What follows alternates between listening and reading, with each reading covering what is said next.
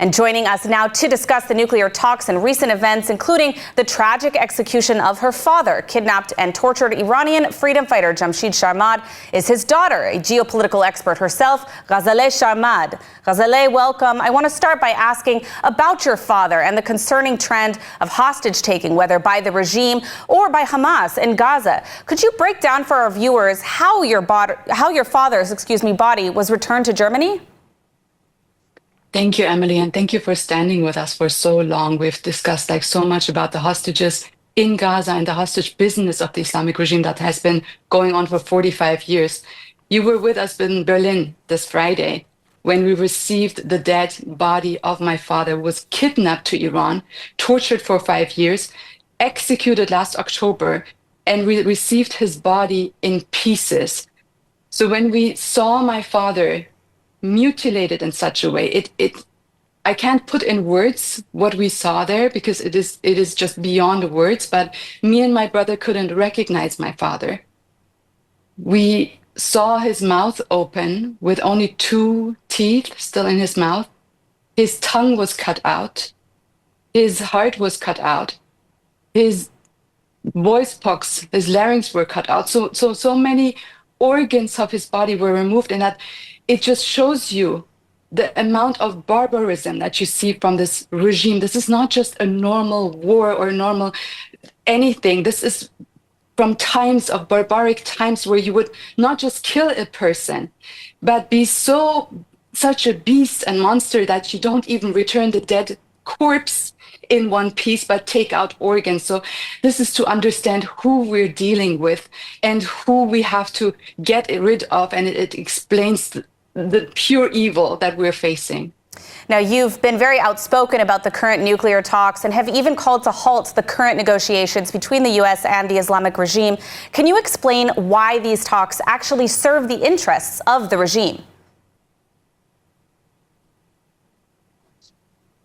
Beyond being absolutely perverted, that our administration, because my father is a U.S. national and a German national, that they're sitting right now in Oman, the very city where my father was kidnapped through and taken to Iran. And they're sitting there on that day that we receive a mutilated body, talking to the kidnappers and torturers and mutilators of my father. It's just perverted. But in general, before that, we are here in this situation because of the nuclear talks and the nuclear agreement in 2015. That was not created to stop a regime from having nuclear ambitions. It was not made for that, but it set free at least $150 billion to the Islamic regime. So the 10 years that have passed, this is the aftermath of dealing with the regime. This is the money that they used to create terror proxies that were so strong to do October 7th, to do what they did to my father. They could not have done that, what they're doing in the Middle East and beyond, without these kind of negotiations. So yes, as a person, as a family, as a freedom fighter, I'm absolutely against talking to terrorists. That should never happen, unless you're trying to, what Israel is trying to right now, to save lives and release hostages, but not before that. And this is just where it begins. Now, in the aftermath of the execution of your father, as well as, of course, the start of these nuclear talks, what do you hope to see happen, both from the European side and from the United States? I understand that I don't have the power or authority to stop negotiations as they're taking place. I wish I did. But for the very least, the Trump administration, President Trump, should halt the negotiations until an investigation is done. Why is this important? For years, we have tried to go through the UN and international bodies to hold criminals like the Islamic regime accountable. And we can't do that because we have China and Russia and everybody in the UN interfering with that. Assad was not held accountable in Syria. Hamas was not held accountable. The Islamic regime is not held accountable. So what we have right now is a unique opportunity from our pain. My father is German American. American. That means we have two courts based on the autopsy reports that can file right now, that have a duty to file investigations against the Islamic regime. All of these people who are involved in the kidnapping plot, in the everything that they did to my father up until the mutilation in return has to be investigated. That means arrest warrants from Germany and from America has to go out. And we hope that President Trump, Kash Patel, will take up this case and make it a priority right now. That is the bare minimum what we can do, but we can start with that right now.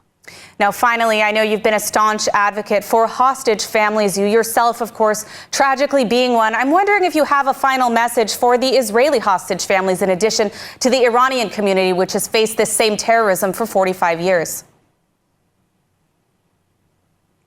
For the last 5 years, I've done nothing more than talking to hostage families from all over the globe. It is not just our problem. We have French families, Swedish families, Americans, Australians, everybody who's been taken hostage and tortured in silence. But I think our closest people that can really understand what the Iranian people are going through are the Israeli people, because the Islamic regime and its jihadists don't just randomly take us hostage.